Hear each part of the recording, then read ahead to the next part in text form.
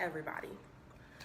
This is probably like the hardest video that I'm ever gonna have to make in my life.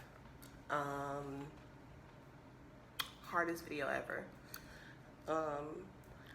Kendrell's not here right now. He went to run some errands, and yeah, but this is, yeah, like I said, the hardest video I've ever had to make in my entire life.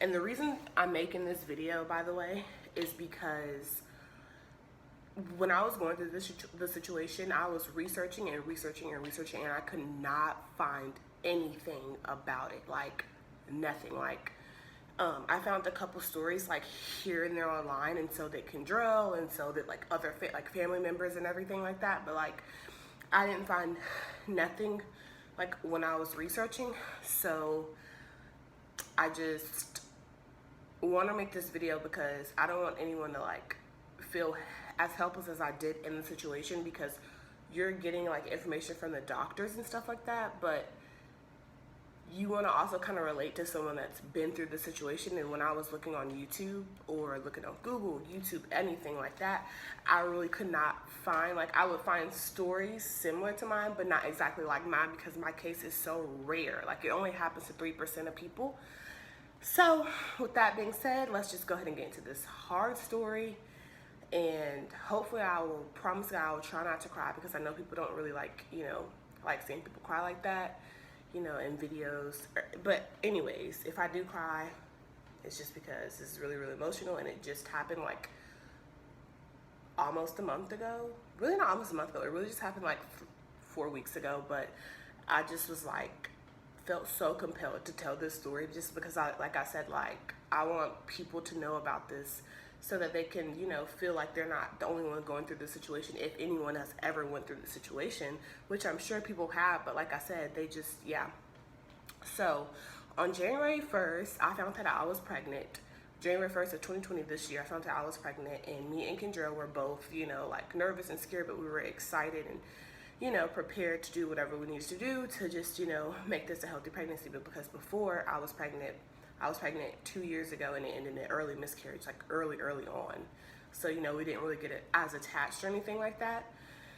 So this pregnancy, I was still so scared. January 1st, 2020, I found out I was pregnant, and literally biggest surprise ever going into the new year, to be honest, for me and Kendrell. Biggest surprise. We really were not prepared for it at all, but we were still happy that God gave us that blessing, of course.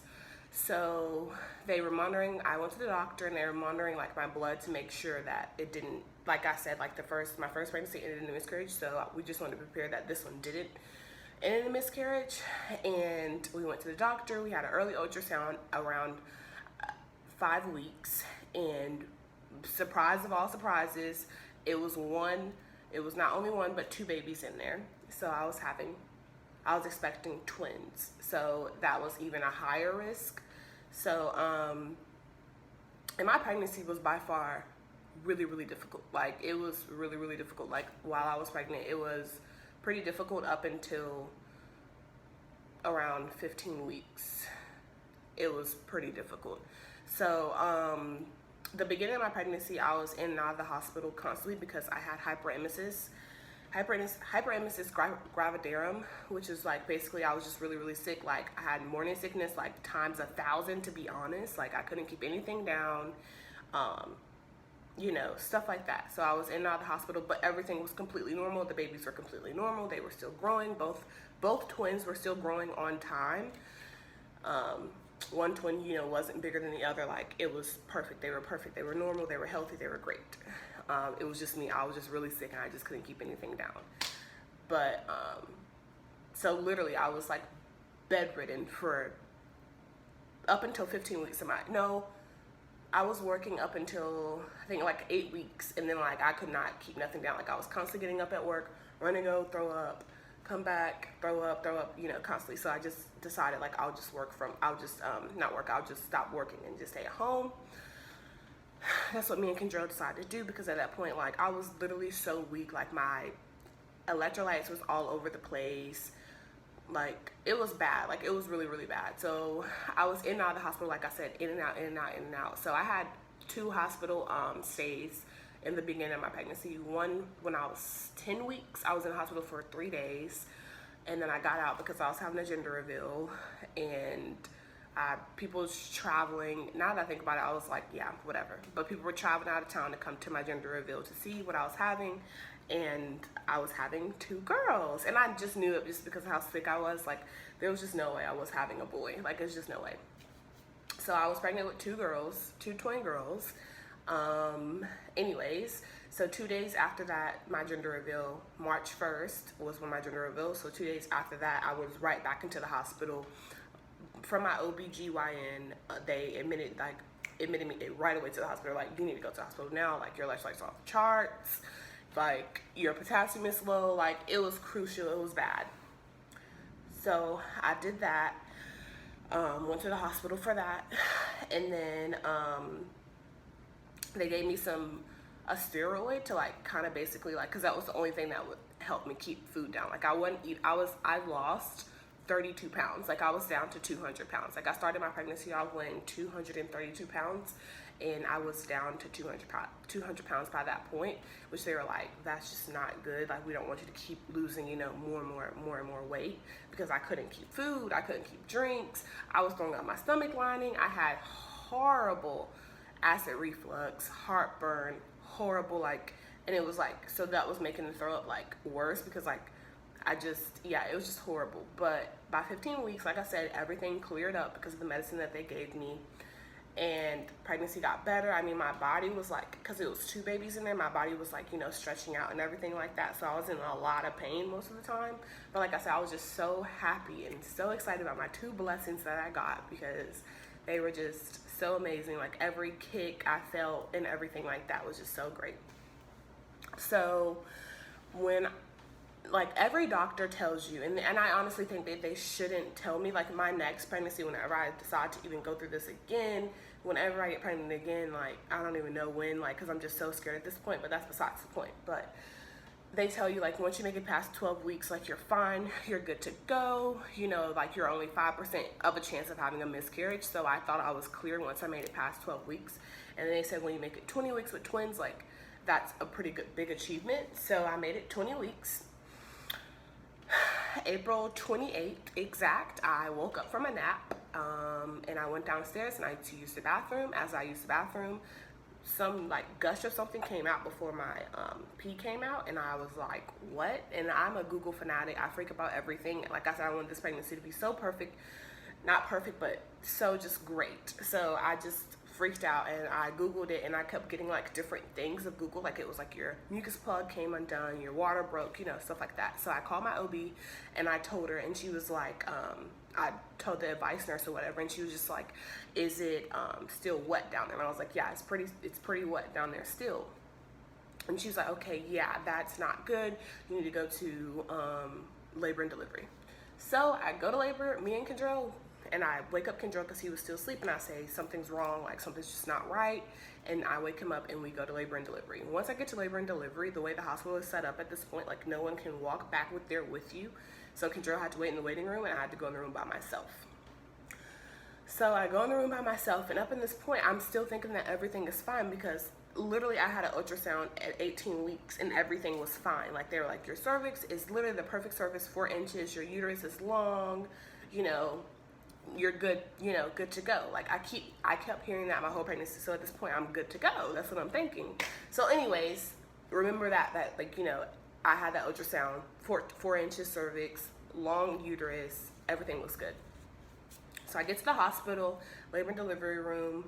They were like, we're just gonna check and see if you have any amniotic fluid, which is basically like the water, your water sac or whatever. So they put they checked, and they put a Q-tip to check, and they measured it, and they put it on this thing, and it came up positive for amniotic fluid. So by this point, I'm freaking out, because I'm just like, what?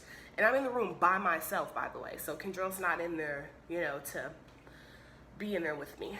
So they're like, we're gonna go talk to the doctor, you know, about this, the nurse said. But she was like, you know, it could be completely fine. Sometimes this happen, it could be completely fine. So, you know, I had hope still, or whatever. So the doctor comes in there and she's like, yeah, you did test positive for that, so I'm gonna check with the serum. And she's gonna look at my cervix. So she goes and she looks, and by her face expression, like as soon as she looked, I just knew something was wrong. Like I was just like, something's wrong. As soon as she looked, I just knew. So, once she looked, she told me, she was like, your cervix is opening the size of an eye and the bag is hanging out. And she was like, that's not good. So basically baby A's, because baby B was at the top, baby B, you know, whatever, baby A's at the bottom. And she was saying that baby A's bag, give me a second. This is like literally, oh my God, okay. So she said baby A's bag was hanging out of my cervix, and my cervix was opened as I was dilated, like a 1 basically. I was dilated, a 1, and baby A was basically trying to come out too early. Keep in mind, I'm only 20 weeks, so babies come out that early, they're not viable, they're not gonna live, there's nothing that they can do. So I'm crying, you know, and everything like that, and they're like, we're gonna need to admit you to keep an eye on that, to figure out what our next step is gonna be, you know, see how much fluid they did ultras, and then by then they tell Kendrell that he can come in. But before Kendrell came in, I called him and I'm sobbing, crying, because I'm just like this is the worst news possible. Like I was just so scared for my babies. Like I was just like so scared for them. Like they're gonna come early and I'm not gonna get to, you know, be with them or anything like that. Like it was just like the worst news. So I was sobbing, crying to him, and eventually they let him come back there, and then I'm still crying to him, and he's like, you know, still having, you know, hope, whatever, and everything like that. But by the time I hear that, I'm just having no hope, because she basically was just like, once this happens, the baby comes. Like that's all I kept hearing at that hospital, at Piedmont Medical Center. That's all I kept hearing was like, you know, once this happens, the baby is gonna come to 24 to 72 hours. The baby's gonna come, and once the baby comes, there's nothing that we can do because she's too small. She doesn't have lungs developed yet. Like there's nothing that they could do. So I'm just in distress. I'm crying.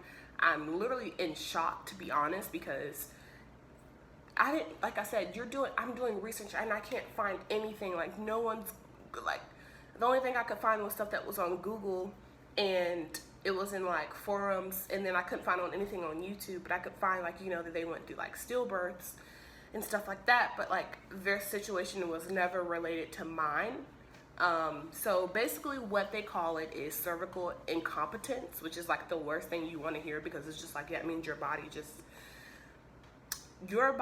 basically my cervix could no longer hold the pregnancy, which was devastating news, and still is to this day. Is devastating that my body just basically gave up on the pregnancy, and it's just like the hardest thing.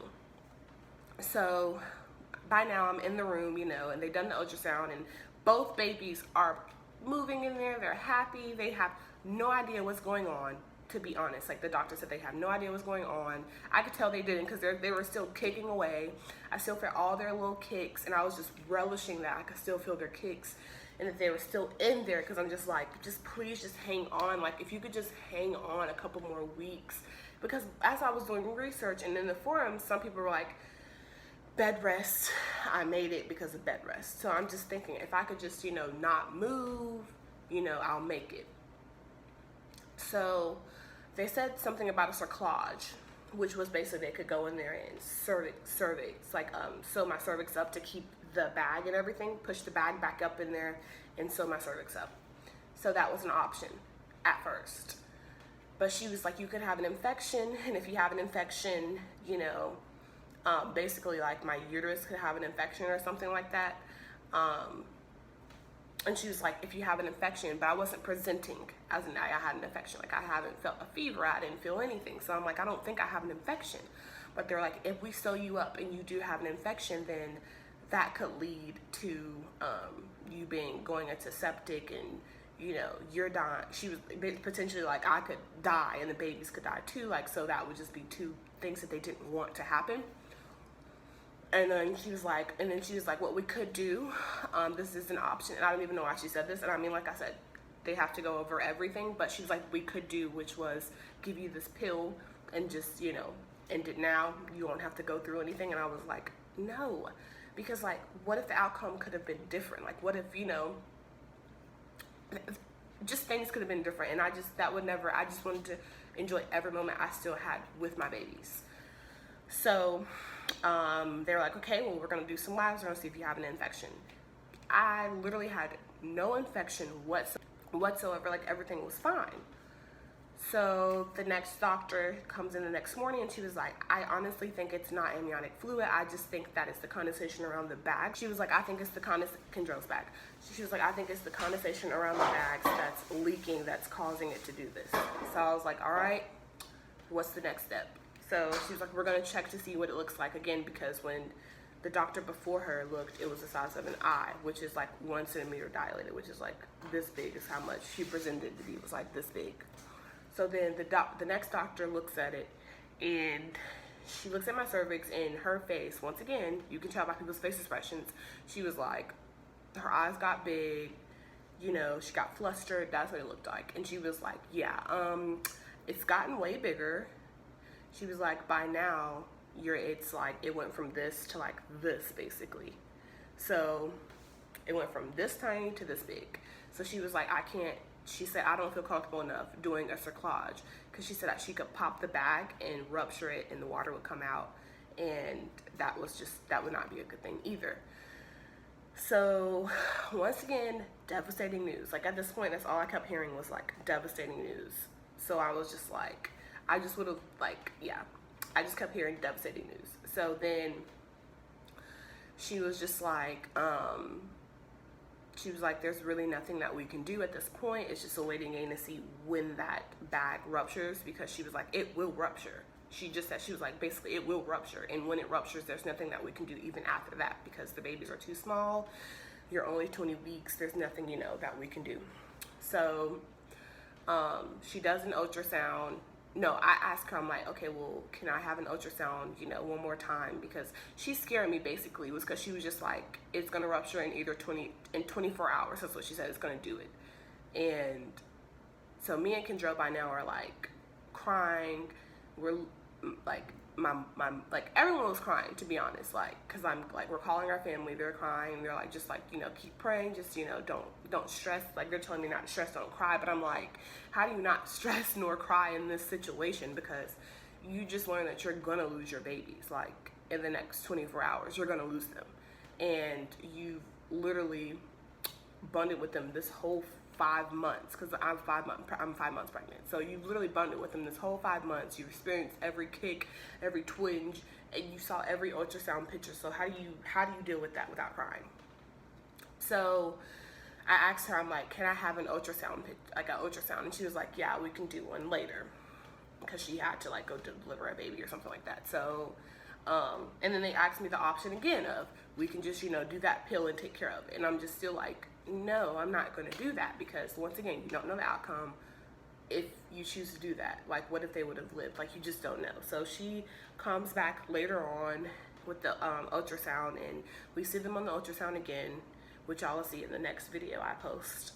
But we see them on the ultrasound again, and they're literally moving. Like, you would never think that in the next 24 hours, because that's what I thought, in the next 24 hours that they're literally going to be gone. Like, you would never think that, because like how they're on the ultrasound and how they're in my belly just literally kicking me and, you know, just being themselves. So you would never think that. So after the ultrasound, she family members are telling me, like, you know, just ask, can you get transferred to this level 3 hospital? So she comes in there and she offers that, and she's like, do you want to be transferred? And but she was like, the risk of being transferred is, like, every time they came in, I just felt like they were trying to scare me, and it was working, because I didn't want anything to happen for that bag to rupture or come out or anything like that. So she comes in and she was like, you can be transferred, but the risk of being transferred is that your bag, you know, you go into labor in the back of the ambulance. So I'm like freaked out. My family's like, no, you need to be transferred so that if your babies do come, they have a better chance of getting help, and you have a better chance of getting help. So me and Kendrell come to the office, and we're like, we're gonna be transferred. So we tell her, and she's like, oh, well, wait till the next morning. I'm like, all right, cool, whatever, wait till the next morning. So during that night, I started to get like cramps and stuff like that, but they weren't like bad or anything. Like they were just like, just cramps. So the next morning I get transferred to the hospital, and I get transferred to Richlands Hospital, and the nurse that came in that day was so rude. Like she was just like she tried to be like nice, but it was like rude a little bit though. But she was like, all right, the ambulance, I think, yeah, the ambulance people came in, and she was still kind of being rude to she was being rude to them. Like even the ambulance lady was like, do you need to have a talk with the manager? But she didn't say that to her, but she was just saying it to her coworker or whatever. But I get transferred, and I pray, you know, that I make it through this ambulance ride. Please don't let me go to delivery. Like, you know, please don't let me have these babies in the back of this ambulance. Like that would just be my the worst case scenario that could happen. That was just, we just need to make it to this level 3 hospital where they can help us. So we make it to the hospital, and that was a goal we accomplished. That was something that we, you know, we made it through. So each step we made it through, we just kept saying like, we just have to get through, because they told me if I could make it to 23 weeks, they could, you know, potentially save the babies, because by then they could put them on the ventilator and everything like that, because they had one more week of being viable, which is 24 weeks is when the baby is viable. So keep in mind, people, even though they tell you, like, you know, you make it past 12 weeks, you know, miscarriage, whatever, lowers the chances of a miscarriage, but 24 weeks is when the baby is viable, when it can be saved, you know, if it comes at 24 weeks, it can be saved, basically. So we get to the hospital, and already it's such a dramatic change from the hospital that we were just at. We were in Richlands Hospital in Columbia, by the way. So already it's such a drastic change from Piedmont Medical Center to Richlands Hospital. So as soon as I get there, they're doing ultrasounds, they're doing labs, they're just checking on everything, you know, just to go through everything. But they're still telling me the same thing that the other hospital is telling me, but they're just also, you know, telling me different things. Like they're still telling me, like, you know, we can't do the cerclage now because we don't want to pop that bag. We want to leave that bag alone. We want to leave it, you know, as it can. We want to just leave that bag alone. And I completely understand that. I don't want them to touch the bag either. I want it to stay intact. So they do the ultrasound, and once again, the babies look good. The water around the babies look good. The water in the sacks look good. Everything looks good. Like that's just all I kept hearing.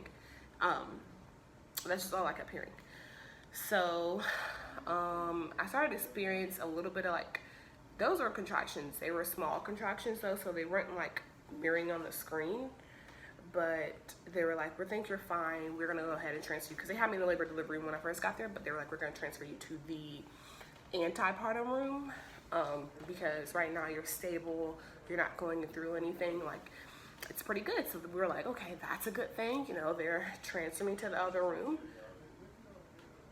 So we were in the other room because we were in the hospital for a week. So every day I made it. Like the goal was basically to stay pregnant. That was the goal. So I love that they had that up there as a goal, was to stay pregnant. And I like that. Another thing about the hospital was that you had your team of doctors. So it wasn't just one doctor. It was like a high risk doctor. It was like an ultrasound doctor. So you had like your whole team of doctors, which I liked about that. So yeah, the goal was basically to stay pregnant. So they transferred us to the other room, and you know, I was not feeling any symptoms. They would come in every day and do an ultrasound. What the other hospital did, at the other hospital, they never did an ultrasound. They kept doing the Doppler. But this hospital said, no, we don't do Dopplers on twins because we don't know what heartbeat we're getting. And which I always kind of knew that that was the wrong thing for them to be doing. So they would come in every day and do the ultrasound. So, yeah, they did that.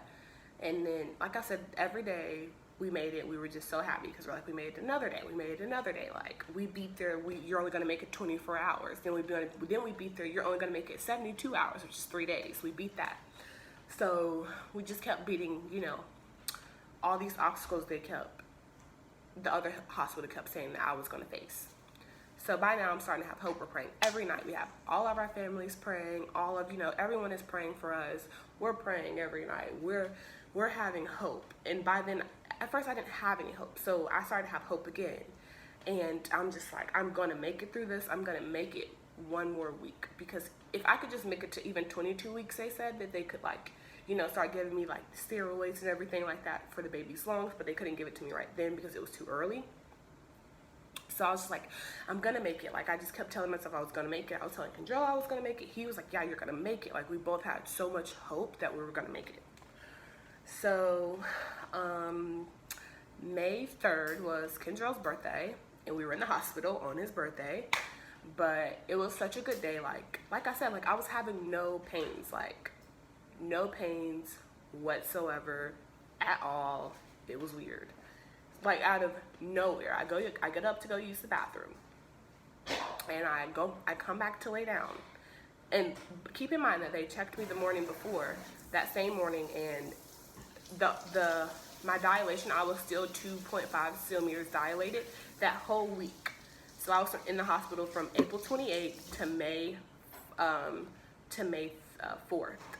I was in the hospital for that whole week, and my dilation was the same up until May 3rd. So May 3rd, that morning she checked, everything was the same. Then I went to go use the bathroom, and I came back to lay down, and I was just laying there, and it was around 4 o'clock this happened. So around 4, I think it was like 4:30 it happened. I started feeling little cramps, and they were like bearable at first, but it was like cramps. And Kendra knew right away, because he was just like, are you okay? And I was like, I'm fine, you know. I was like, I'm good. I was like, I'm just cramping a little bit.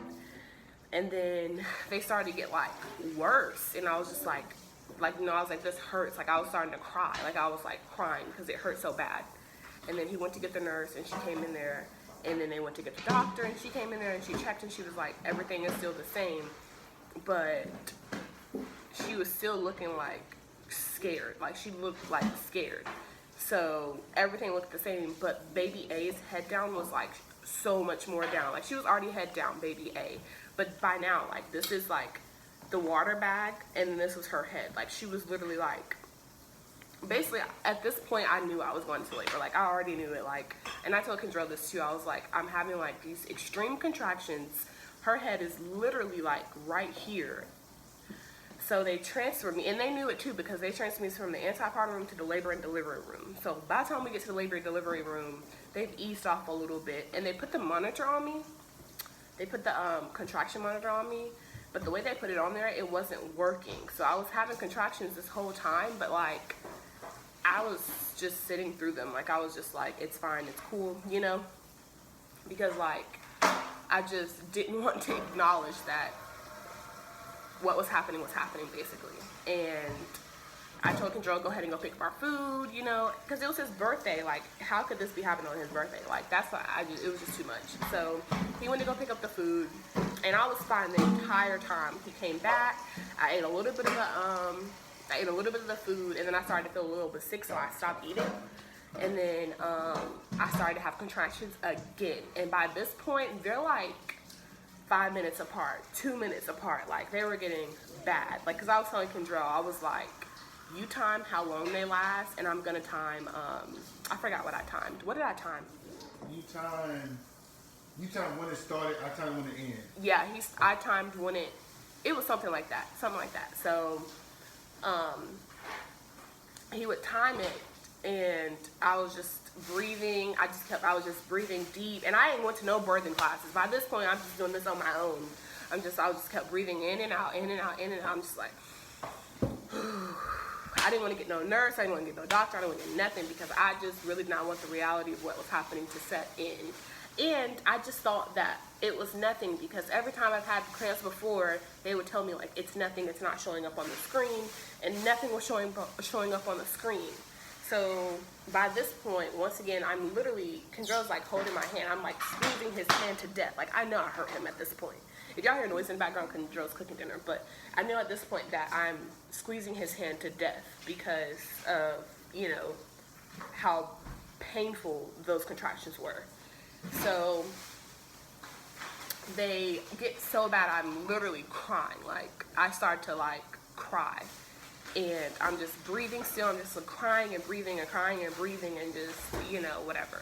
I go, and then I get up to go use the bathroom because I felt like I had to pee. So then I go pee, and you know, there's no water gushing or nothing. It was literally just pee. But I wiped, and there was blood. So I'm like, oh yeah, I'm in labor, because these are all the processes of labor. I'm in labor. Like, I just knew it. So I sit back down, and there was still pee on the pad, because on the bed, they have like a pad underneath you. So Kendrell goes to go get not the doctor, he goes to go get the nurse. So the nurse comes in, and she was like, is everything okay? And I was like, I'm bleeding, and and I'm contracting really, really, really bad. So she looks at the screen, she's like, there's nothing on the screen. I'm like, I think this thing is on wrong. Like, I couldn't even talk though. So Kendrell's telling her, like, he was like, I think it's on wrong, because I couldn't even talk, because that's how painful my contractions were. So she was like, oh yeah, this thing is on wrong. So they put it on right, and boom, like, you could literally see like how bad the contractions were. Like, they were literally high. Like, you could see how bad they were. So by now, I'm sobbing, crying. I can't even talk. So they go get the doctor. She comes in. She was like, they get the ultrasound. They look at, she's trying to check my cervix. It was too much going on. And I'm in pain this whole time. Everything is going on. So, she checks my cervix. No, she doesn't check my cervix. Sorry. She, checks on the ultrasound. And, at this point, I don't want nobody to touch me though. So, because my pain is at a 10. Like, it was actually beyond a 10. It literally, like, the contractions were so bad. And so Kendrell's like trying to rub my back, and he's telling me to breathe. And I'm like literally yelling at him. I'm like, first of all, I'm like, don't touch me. Don't tell me to breathe. The nurses are telling me to breathe. I'm like, I'm breathing. I'm literally breathing. Like, I'm not holding my breath. I'm literally breathing. Like, I've been sitting here dealing with these contractions for like almost 3 hours with no medicine. I'm like, I'm breathing. And I'm so proud of myself for that, because one of the most things I was scared about was labor. And honestly, I had every right to be scared about labor, to be honest, because they tell you that contractions feel like period cramps. They lied. Like, it literally is worse than period cramps. Like, it's the worst pain ever. Truly the worst. Like, people who do home births, like, kudos to you. Like, truly kudos to you. So, once again, they come in with the ultrasound, and they check the babies. Babies are fine. Their heartbeats are fine. They're fine. Then they check my cervix. Like, she didn't go in there with this, like, with her hand or anything. She just did it, like, with the ultrasound. She just pressed it against my, she just pressed it down there. So she pressed it, and I literally, like, but it took so long for her to even do that, because I was just like, my contractions were 2 minutes apart. So I had literally, yeah, they were 2 minutes apart. So I had 2 minutes to breathe, and then boom, I was back in pain again. And I was like literally screaming. Like, they probably heard me. I'm laughing because, like, this is the only funny part of the story, because I just know how dramatic I was being. Like, just know it. But I'm literally, I'm sure they heard me down the hall. And then the doctors check, and once again, I'm still only 2.5 centimeters dilated. But I'm like, I'm having contractions like I'm 10 centimeters dilated at this point. Like, I'm only 5 centimeters dilated, but I'm having contractions like I'm 10 centimeters dilated. So the doctors are stumped. But she was like, I was like, do you think the babies are gonna come tonight? And she straight up was like, yeah, I do. Like, she was like, the way this was progressing, like, they're gonna come tonight. So I'm crying about that. I'm crying about the pain. Kendrell literally felt like, how did you feel? Come sit real quick, because this is the part that he needs to be in this video for. Hold on. So anyways, I'll keep on going. So, because Kendrell was standing there, he was just kept trying to tell me to breathe, or he was just running back and forth to get nurses. So I'm like, she was like, do you want an epidural? By then, y'all, I'm not even gonna lie, I didn't even think about anything about an epidural. Like, didn't ever come up in my brain to get an epidural. Never. Like, I was just like, I'm gonna sit here and deal with this pain, you know. It never came up for me to get an epidural in my brain. So she was like, before you get an epidural, you have to get this bag of fluids, and it has to fill up before you get an epidural. So I'm like, what? So I'm like, okay. I was just like, can y'all hurry up? Okay. So they leave, and they come back and give me morphine. And literally, Didn't work. what is a morphine? Because literally did not work whatsoever. I'm like, I'm still in pain. They all leave, by the way, because this bag of fluid that they gave me has to go down before they can give me the epidural. I think he got like. So She was waiting for you to get to 500. Hold on, we're not there yet, please.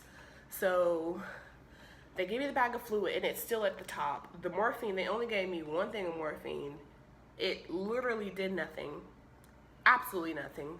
I'm like, I'm still in pain. My contractions are still 2 minutes apart, and they're getting worse and worse every time they hit. Like, they're getting bigger and bigger and bigger. She's like, if you lay on your side, it felt like they were worse when I laid on my side, because it felt like I had to push. Like, I was trying not to push. So, like, I'm screaming, holding onto the railing as I'm laying on my side and trying not to push. And, because the contractions were getting bigger and bigger. And Kendrell, go ahead. As they were getting bigger and bigger, what happened? So basically, when it was getting like bigger and bigger, I kept like trying to update them. But the nurse out there, she was, kudos to, you know, all the nurses out there or whatever. But the black nurse in there, I forgot her name. She was really helpful. She was like, because I was talking to the receptionist lady, and she was like, what room are you in? I'm like, I'm in such and such room. She was like, okay, I'll get somebody. But the black girl was like, no, he came out here twice. Let me go on the go. That's the black girl who came in there the first time. And she was like... Yeah, because I kept telling him, I was like, go, they need to give me medicine. They need to give me that's the one who something gave more. her the They medicine. need to give me medicine. They need to give me something more. Because I was like, I cannot handle another big contraction. Like, so she had came in there. They were getting so bad that I literally was like, I can't she do couldn't it even again. breathe. Like, I could not breathe. Like, I could not cry at that point. Like, all I could do was scream. Like, and I'm talking about, I'm literally screaming at the top of my lungs because, like, I couldn't handle another contraction. I couldn't do it. So, I mean, of course, I had no choice but to do it because they're literally, by this point, a minute or two apart. So, right. I had no choice. So, he goes out there, and because I'm literally yelling, I'm like, go get somebody, go get something. So, he goes out there, and he tells a nurse. I told her, I said, hey, she's, like, first I was like, oh, she's having, like, really bad contractions. And she was like, are you sure? Because we don't see anything on the screen. And then she had came in there, and she was like, oh, yeah, she's in, like, this, I'm going back. So when she came in there, she was like, did the medicine not work? She was like, no. Well, no, I was telling her because she couldn't talk. I was like, no, it doesn't work. It seemed like it's getting worse because they told her to lay on her side. She rolled back over. She was like, the bag had to get to 500. That's what she was telling me. So by the time... No, at first they said they had to get empty, but I'm literally like, I'm not cussing them out, but I'm literally like on the verge of cussing them out because and then the nurse was telling her, the nurse was like, no, we can get her to 500 and then we can get her the epidural. Yeah, she was like, sometimes we can do it to 500 because at this point I'm immediately telling them, I'm like, I cannot do it. And the nurse is this close to my face. She's like, sweetie, you can do this. You can get through this. I was like, I can't. She said, like, breathe for your babies. Like, she was so sweet. Yes, and I was like, I'm trying. Like, I literally was like, I can't do this. Like, I cannot take another, like, and then the doctor comes in. And she's like, let me check your cervix. I'm like, let you check my cervix. Well, that means you literally, while I'm having she literally has to stick her finger, like her whole, like, yes. So she's like, let me, like, I can't even fathom that she was even saying that. So she was like, let me check your cervix. And I was like, can we please just wait a second? Can we just please wait till this contraction subsides and I get my little 2-minute breathing break? And she was like, yes, we'll wait. So it just felt like that contraction was prolonged. Like, and I even that was like, a long one. I was like, when will this end? That was like a 5-minute one. Yes, yeah, like it was literally so long, and I'm literally like, when will this end? Like I'm screaming again. So finally it ends, and they only end for 2 minutes, by the way. It felt like they only started to end like for 1 minute at a time. Yeah, I think she said they got to 1 minute because like soon as that one stopped, another one was coming while she was trying to check her. She was she was checking me, and she was checking me. Like as soon as her arm is in me, because I was like, okay, you can go ahead now. Her arm's in me, another one hits. I'm like, get your arm out of me right now. Like I'm literally telling her, get her arm out of me because like.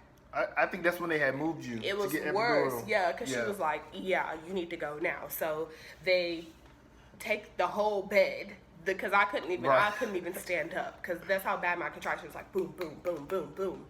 So they transfer me to the other room, and I was still in excruciating pain, but I didn't want to be like a nuisance and yell my head off. So I just held it in the whole time we were going from one, because we were in like a small labor and delivery room, so they took me to the big one because they knew those babies were coming. Like they knew, so they took me to the big one.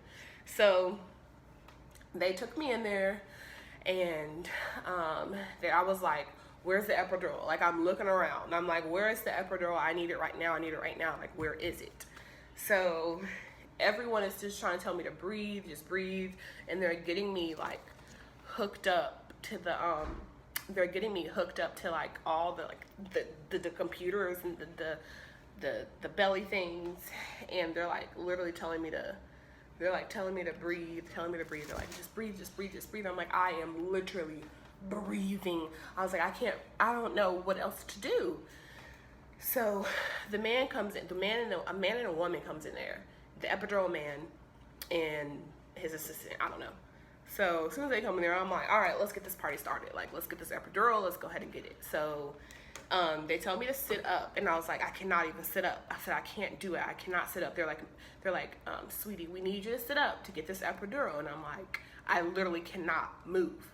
So I was like, can we please just wait till this contraction? I just had to keep waiting till a contraction subsided. So I sit up, and the nurse is holding me. So she's holding me like this, basically. So I was like holding on to her arms. And she on the edge of the bed. I had to sit on the edge of the bed while he put the But her epidural. back got to be straight. Yeah, so I had to, and I couldn't not move. And meanwhile, contractions are still boom, boom, boom, while he's putting the epidural in my back. And I didn't see what the epidural looked like at all. Yo, if you ever been pregnant, if you ever went to labor, the needle's like this long. First, he got to like numb her up, you know, whatever he did that. The lady did it, and then he put the needle in. So he put the needle through, and the needle got a string in it. So I guess he's stitching the needle up so it won't move or whatever when she lay down. So she had to sit up for a little minute after he put the epidural in because they didn't want her to lay right down. Then she had to lay flat on her back. Mind you, she already going into labor, so she can't breathe. So it's like all this right here, like on her now. Like now she's like, I can't breathe. And then after 10 minutes, she can roll over. Even after, like when he was putting the needle in, because Joe was like, that needle is so long, do you not feel that? I was like, no, I'm still having contractions. I can't feel no needle, and I'm scared of needles. I was like, I can't feel no needle going in my back. Like, I can't feel it. I was like, I cannot feel a needle going in there. I'm just so concentrated on my contractions, and I'm literally, I felt like I was gonna break the nurse's wrist. And I was like, I'm so sorry for this pain I'm giving you. I'm just telling her I'm sorry. And she was like, you're good as long as you don't bite me. I'm like, what? I'm like, I would never bite you. So she was like, yeah, you're good as long as you don't bite me. So they put the epidural in, and immediately after they do it, I need to lay down because, like I said, the epidural doesn't kick in like as quick. Like it took like, I think maybe like 5 minutes to kick in, and it kicked in. But before that 5 minutes, I was still having contractions. So I was like, can I lay down, please? Because I could not stand up no more. I could not sit up no more. I need to lay down to get this pressure or something. I don't know. I just feel like I need to lay down. So they're like, no, just one more minute. And I'm like, okay. Like I just kept telling myself that epidural is going to kick in any second now. It's going to kick in any second now. And you're going to be, you know, in pain-free relief. So finally I got to lay down, and y'all, the epidural kicked in, and I could only feel a little bit of pressure down there, but it wasn't like I couldn't feel nothing in my stomach no more, and it was literally like the best thing ever. So once it got done, like it was like everything drained out of me. Like I was exhausted. I felt like I just ran I don't know, I just felt like I just ran like 500 miles. I'm tired, I'm exhausted, I've been through the ringer. Like, that's how I felt. Like, I literally felt so tired. Like, I was falling asleep when the nurse was talking to me. She was like, yeah, go to sleep, honey. So, they leave, and we were on the phone, and they were like, with the family members, because we were on the phone with our family members, like, the whole time. And they were like, can you ask them to give you something to stop the contractions? Because even though I couldn't feel the contractions no more, on the screen, they were coming. By now, they were coming, like, back to back to back to back to back to back. So, even though on the screen I couldn't feel anything, I mean, even though in my stomach I couldn't feel anything, but you could still see them. So Kendrell, so nervous, he's just like a nervous wreck. So he kept getting up and looking at the screen, getting up and looking at the screen, getting up and looking at the screen. I'm like, stop doing that. I'm like, you're gonna stress yourself out if you keep getting up to look at the screen. So then the lady comes in and she gives me something like a pill that's supposed to stop contractions, but I'm too far into labor for them to even. That should have started before they transfer her into the other room. Because I'm too far into labor for didn't they give you that when the you first got contractions to even stop. So I took the pill, and she was like, I think you asked like how long does it take. She was like it works pretty quickly. So she said, I think she said 10 to 20 minutes around that, and then she had came back in. She was like, "How you feeling?" She was like, "I'm still having contractions." She was like, "I was like, are they going down?" And she was like, "No, they're not going down." It was like, "How long?" And then I asked her how long the medicine. When do the medicine work? She was like, "It's supposed to be working by." I was like, "Oh." Yeah. So by now we knew like they're coming. We just hoped that we would have made it. Like we were just hoping at this point, and just hoping. So. Or like we was hoping that her water would have broke. Yeah, we were hoping that the water would have broke because they said that if your water breaks, the baby can sometimes just stay in there, but they would have to monitor it. So we were hoping, okay, if the water breaks, at least a thing. It'll release some pressure. Yeah, or they said it will release some pressure, and then that her cervix could close back up. So they were giving me different. It was really like anything could happen at this point. Like my water could break and my cervix could close back up. My water could break and baby A could come out, but baby B could still save baby B. Like it was just like a lot of options so many different scenarios that really could happen, but the worst case scenario ended up what happened. Right. So we both went to sleep, and by this time it's like 11 o'clock, 11:30. Yeah, it was like almost 12 o'clock at night. So we both went to sleep, and then I woke up like out of my sleep, and I was like, So yeah, we both went to sleep, and then I woke up out of my sleep, and I didn't know what time it was, but I just felt like the epidural was wearing off because I could feel something, but I didn't know what I was feeling, and I thought it was just the epidural wearing off, and so I clicked it. Like you have this thing to click the epidural, so I clicked it again, and still I kept feeling stuff. Right. So I woke up Kendra. I was like, Kendra, wake up. I was like, something's not right. Something is not right. Like I'm still feeling pressure. And he went to get the nurse the first time. They didn't even come in. Like it took them a second to come in. Right, it did. And then I was like, hold up. I was like, I don't know if they put they catheter in so you have to use the bathroom. So I was like, did they leave that bag in there? Like something was between my thighs. Like y'all talking about this is literally like, oh my God, this is like, hold on, I need a second. Okay. So I thought it was the bag in between my legs. I thought they left that in between my legs, or I thought somehow in my sleep I twisted and it came in between my legs. So I was like, Kendra, something is between my legs. Like I'm literally freaking out. Like I'm like, something is between my legs. Something is between my legs. And I went to touch it, and it literally, talking about this is really it's bothering me. So I went to touch it, and I put my hand back so quick because it literally felt horrible because I'm numb, by the way, y'all, because of the epidural. So all it just felt horrible. So I thought that her bag, because her bag was bulging out, baby A, so I thought her bag slid out. So I'm like, Kendra, something's not right. And I slammed the cover off of me, and he's like, like he's literally like, and he runs out of the room, and Well, I went to go. It was nobody to be found like at the first desk, because somebody's supposed to be at the first desk. So I kept. Like I ran, and then I walked back, and I saw the guy who's in training, the black guy. Yeah, he was in training, and I had got him. He was like, you could see on my face that I was like, oh, the baby, like literally the baby was already there. So I like, the babies are coming. That's what I said. He was like, okay, and then that's when everybody had came in there. Like they always standing right there. I thought it was the bag hanging out. It was her head hanging out. Yeah, like her. It was like half her body, like basically half her body slid out. So my water had broke in her body, and that was the worst news ever. So they come in there, all the doctors are coming up there, and they're like, I'm talking about they moving so quick. Yeah, they're like, you're gonna have to push her out, and they're like, I'm sorry, but she's already gone. Right. She went away peacefully. Nothing happened. So I pushed her out, and this was the hardest thing I've ever done in my life, to be honest. Like, knowing that you're pushing out dead babies, like, it's the hardest thing, and I never wish that on anybody. And that's why I'm telling this story, because I just want y'all to, if anyone ever goes through this, I want y'all to have something to some video to look at so that y'all can relate. Right. That's why I'm doing this video. So once I push her out, they take her, and they're like, do you want to hold her? And I said yes. I was like, yes, I want to hold her. I don't really know. So he cuts her. They allow him to cut the umbilical cord. Yeah. So that he cuts it, and then they take her away, and they clean her off and everything. And then baby B, I still have to push baby B out. Which was a struggle.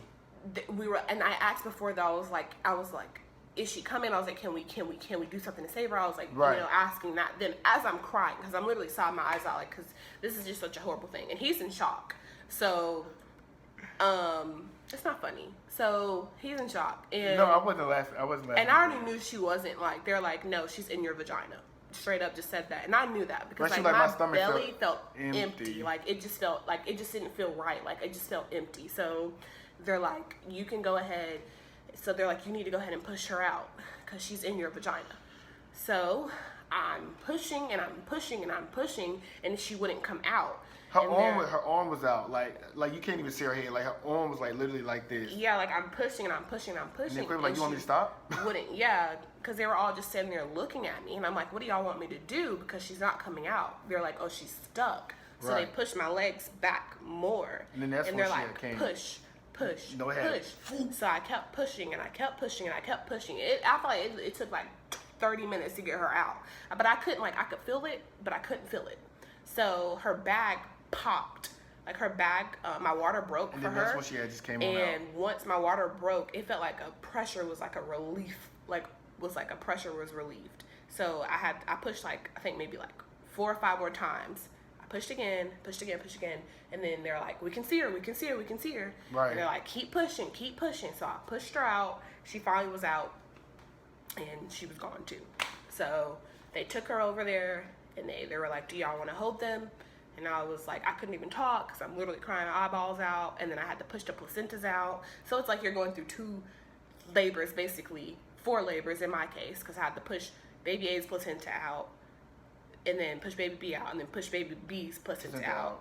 So And the placenta was pretty big. yeah, Like, so that they're was pretty big. So they're like, so I'm literally crying, and they're like, it's okay, and I'm like, it's really not okay. So that's what I'm thinking. It was like, no, you did so good. Yeah, they're like, you did so good. So like, I'm in that, like, that moment, like, that was like, not even that moment, like, this is still the traumatic thing I ever I feel like everything was going in slow motion. been through. And it was like, but I'm so proud of myself, and I'm so happy that I, you know, had that experience, even though it was the most horrible experience to go through ever in my life. But I'm proud of myself that I did it, because I'm just proud of myself that I did it. And so they're like, do you want to hold them? And I really just couldn't even hold them at first, because I just was like, they're literally dead. Like, that's what I just kept thinking. I was like, they're gone, they're not breathing. I didn't push out a baby, and I didn't push out a baby and they're breathing, you know. Like, I just could not get out of my head. Like, I'm just sobbing, crying. Literally, I'm just crying. You'll see that in the next video too, because I had made this video for them. And literally, I'm just crying. So they asked Kendra if they want to hold him, and he goes over there and he holds him. And he's still not crying. Like, he's literally just like in shock. Like, you could tell by his face he's in shock. So we have 2 hours in the room that we were in after. And the whole time, I'm literally just crying, because I just can't even fathom what I just went through at all. Just couldn't even, Still can't. think. Yeah, I was about to say, and it's still like just talking about it, like, it just like brings chills to your body. It's just like, yes, I'm like, just talking about it makes me, you know, so sad, and I'm still so sad every day. It's like, I think about them, and I think about how I'm supposed to be pregnant, right? Freaking out. Right. Like, I'm supposed to be having like 2 more months left before I birth them and spend time with them and love them, and, you know, whatever. So they give you time after if you want time to, you know, bond with them, even though they're not really there, but like to just, you know, enjoy them. So they give you that time, and right away, immediately you could tell that they both look just like Kendra. Like, literally right away, they both look just like Kendra, but they weren't the like first one. developed like enough. Like, they were so, like, they're this size, y'all. Right, it was like this big. Like, they were so tiny. Like, it makes me so sad, because they're literally like this size. So anyways, so they give us time, and then they transfer us from that room into the back to the after the postpartum room. Right. Yeah. And they, you know, gave us that pretty much up until I got discharged and I got discharged on May 4th. So they were born on May 4th, and I got discharged May 4th in the afternoon. Like, around, played, like, yeah, 4 o'clock. I got discharged in the afternoon. I didn't tear or anything like that, thank God. Right. So I didn't have to get stitches down there, but it was still pretty sickening sight. But that is my stillborn story. Our stillborn story. And I just wanted us to get that out there, because if anyone's dealing with this right now, I hope that you find this video and it helps you, it helps you. I hope that it have informs something. you. Yeah, it informs you, and that you have something to relate to, because I know when we were going through this, we did not. So I want to make this video so that, it gives you a peace of mind. Not really a peace of mind, but it gives you that, it really could end in different scenarios. Even though ours ended in the worst case scenario. But maybe y'all can get y'all. Maybe y'all could, get a cerclage. Which if you get a cerclage, that gives you, more time. And also, just take all the facts from this video, which are basically the key important facts. Cervical incompetence, which is when your cervix can no longer hold the pregnancy. That only happens to 3% of people. That's what the doctors say. That only happens to 3% of people. I was in that 3%, and I just still get so mad when I say that, because I'm just so tired of being a percenter. So that's a fact. The second fact is, your baby you can make it to 22 weeks and they can start giving you steroids and help, At 23 weeks, you can go into labor, and then they could potentially save your baby. This is the most important fact that everyone should take from this video, which is, even though they tell you 12 weeks, you make it past 12 weeks, you're out of that, that first trimester scare, you're good to go. Don't think you're good to go until you reach 24 weeks is when your baby can be saved. That's when they can, do the ventilators, give the medicine, do all that they can do. That's my advice to y'all, is just wait, because that's what I'm gonna do. Whenever I get pregnant next, I'm just not gonna tell anyone or anything like that up until 24 weeks, because I thought I was good, and I was 5 months pregnant, literally about to be having my twin girls. 3 months and 3 months. So I'm just gonna wait next time till I'm 24 weeks to really just enjoy in that moment. Joyce in that I made the 24 weeks. So yes, this is my stillborn story, our stillborn story, about our two twin girls, Nevaeh and Kaya Austin, that were born on May 4th, one at 1:40. Yeah, no. Nevaeh was born at 1:40, and then I think the other one was born at 2. I think 2:06. 2 something like that. It was 2 something. It's on their stuff. So that's our stillborn story, and I hope that, like I said, I hope that this helps someone. Please, somebody watch this video. If you're going through, yes, like if you even thinking about getting pregnant, like watch this video. Like we watched so many pregnant videos, and we never came across. I never came across a video like this. So I just really do hope that, and I would do a more in-depth video about cervix incompetence. And the next video, like I said, is our tribute to our little girls. I made the video. It's really beautiful. Sad. And has really good memories. It has all the memories of my pregnancy, and I'll be posting that video next. So this is going to be a long video. I'm not editing anything because there's nothing to edit. So this is going to be a long video, but I hope that y'all take out the time to watch the whole video and just, get all the information that y'all need to get and hear our story out. So thank you guys so much for watching this video and taking out the time to watch this video. Thank you so much, and just subscribe and like and comment, any questions down below. Any questions that you have, we're open. We know everything about this. Any questions that you have, we're open to talk about it. Every day is a struggle, but I'm getting through it. He's getting through it. We're here for each other, and we're going through therapy. Grief therapist. My grief therapist, he's really, really helping us a lot. He's really good. So, like I said, if you have any questions, don't hesitate. Don't hesitate to ask. So once again, thank you so much for watching this video, and I will see y'all in the next.